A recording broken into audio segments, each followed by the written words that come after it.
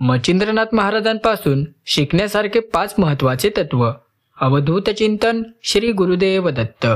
दत्तगुरूंच्या कृपेने तुमच्या सर्व मनोकामना पूर्ण व्हाव्यात अशी गुरुचरणी प्रार्थना करून आजच्या व्हिडिओला सुरुवात करूया. श्री गुरुदेव दत्त. भाग 1. परिचय. मच्छिंद्रनाथ महाराज योगशास्त्राचे महान गुरु आणि नवनाथ परंपरेचे संस्थापक होते. योग, साधना आणि ज्ञान यांचा त्यांना अनोखा संगम होता. त्यांच्या जीवन प्रवासाने आत्मबोधाकडे वाटचाल दर्शवली. त्यांच्या शिकवणीने आपल्याला आध्यात्मिक जीवनाकडे वाटचाल करण्यास मदत होते. आज आपण त्यांचे 5 महत्त्वाचे तत्व पाहणार आहोत, जे त्यांच्या जीवनमूल्याचा आधार आहेत. ही तत्वे तुमच्या जीवनात शांतता आणि विकास दोन्ही देऊ शकतात. भाग 2. योग आणि साधनेचे तत्व. मच्छिंद्रनाथ महाराजांच्या तत्वज्ञानात योगाला मुख्य स्थान आहे. त्यांनी योगाला फक्त व्यायाम नव्हे तर आत्म्याशी जोडणारा मार्ग मानले. साधनेत मन, शरीर व आत्मा यांची समरसता साधते. नियमित योगासने आणि ध्यानाने मनाची स्थिरता व शरीराची ऊर्जा वाढते. हे तत्व दैनंदिन आयुष्यात समाविष्ट केल्यास मानसिक शांती व शारीरिक तणाव कमी होतो. योगाभ्यासामुळे जीवनात सकारात्मक बदल होतात. भाग 3. आत्मबोधाचं महत्त्व. आत्मबोध म्हणजे स्वतःच्या अंतरंगाचा अनुभव घेणे. मच्छिंद्रनाथांनी आत्मबोधावर जोर दिला आणि सांगितले की स्वअनुभव हा खरा ज्ञानाचा स्तोत्र आहे. मन शांत व एकाग्र झाल्यास आपण आपले खरे स्वरूप ओळखू शकतो. आत्मबोधाने भ्रम कमी होतो आणि मनाला शांती मिळते. हे तत्व आपल्याला जीवनातील अडचणींना मात करण्यास मदत करते. भाग 4. वैराग्य आणि विरक्ती. मच्छिंद्रनाथांनी शिकवलं की वस्तू आणि लोकांपासून मनाला मुक्त करणं आवश्यक आहे. वैराग्य आणि विरक्तीने मन स्थिर राहतं आणि जीवन नाट्याच्या बाहेर उभं राहतं. वस्तूंशी आसक्ती दुःखाचे मूळ आहे. विरक्ती म्हणजे जगाशी नाते तोडणे नव्हे तर योग्य दृष्टिकोन स्वीकारणे आहे. हे तत्व मनाला स्वातंत्र्य देते. भाग 5. प्रेम आणि समता. मच्छिंद्रनाथांच्या शिकवणीत प्रेमाला महत्त्वाचं स्थान आहे. त्यांनी प्रेमाला जीवनाचा सार मानलं. प्रेम आणि समतेने व्यक्तीमध्ये करुणा व सहानुभूती वाढते.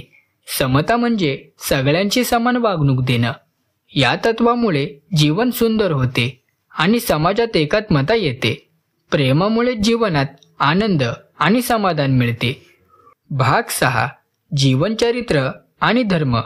मच्छिंद्रनाथांनी धर्माला फक्त विधी नाही तर जीवनचरित्र मानलं. मन, विचार, भाषा, कर्म या सगळ्यात धर्म प्रतिबिंबित होतं. त्यांचा धर्म मानवतेसाठी उपयुक्त असा होता. सदाचार, संयम, न्याय यावर आधारित जीवन खरं धर्म आहे. हे तत्व संस्कार आणि आदर्श जीवनशैलीत शिकवते. भाग 7. साधनेतील नियमयोग व साधनेमध्ये सातत्य आणि नियम अत्यंत महत्त्वाचे आहेत. मच्छिंद्रनाथांनी सांगितले की संयम व निष्ठेने साधनेत सातत्य राखणे आवश्यक आहे. त्यामुळे अंतर्मुखी व आध्यात्मिक प्रगती होते. नियम पाळताना मन शांत, स्थिर आणि ध्येयाकडे केंद्रित राहावे. त्यातून मुक्तीची शक्यता वाढते. भाग 8. ध्यान आणि मनस्थिती. ध्यान ही मनाला स्थिर करण्याची आणि खोल स्वचिंतनाची क्रिया आहे. मच्छिंद्रनाथांनी ध्यानाद्वारे आत्म्याशी संवाद साधण्याचा मार्ग दाखवला. मन मुक्त झाल्यावर शांतीच अनुभवतो. नियमित ध्यानाने मनाची शक्ती वाढते. चिंता व भय दूर होतात. ध्यानामुळे मन केंद्रित आणि सातत्यपूर्ण होऊन विचारांची क्षमता वाढते. भाग 9. गुरुचे महत्त्व. मच्छिंद्रनाथ म्हणतात की योग्य गुरुशिवाय योग आणि आध्यात्मिक प्रगती शक्य नाही. गुरु योग्य मार्गदर्शन करतो, भ्रम दूर करतो आणि भक्ताला सत्य ज्ञान देतो. गुरुच्या मदतीने साधकाला प्रकाश व सत्य प्राप्त होते. गुरु भक्तीचा पाया आणि साधनेचा मार्गदर्शक असतो. भाग 10. भक्ती आणि योगाचा संगम. मच्छिंद्रनाथांनी भक्तीला योगाचा अविभाज्य भाग मानलं. भक्तीने हृदय शुद्ध होतं व योगाने मन निर्मळ. दोघांचा संगम साधनेत गाढा अनुभव आणतो. भक्तीने साधना सजीव होते आणि योगामुळे भक्ती शुद्ध व मोठी होते. त्यातून आत्म्याला पूर्ण आनंद व एकरूपता प्राप्त होते.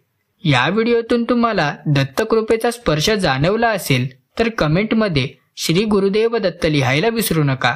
व्हिडिओ आवडला असेल तर व्हिडिओला एक लाईक आणि चॅनलला सबस्क्राईब करायला विसरू नका. तर चला भेटूया लवकरच पुढच्या व्हिडिओत.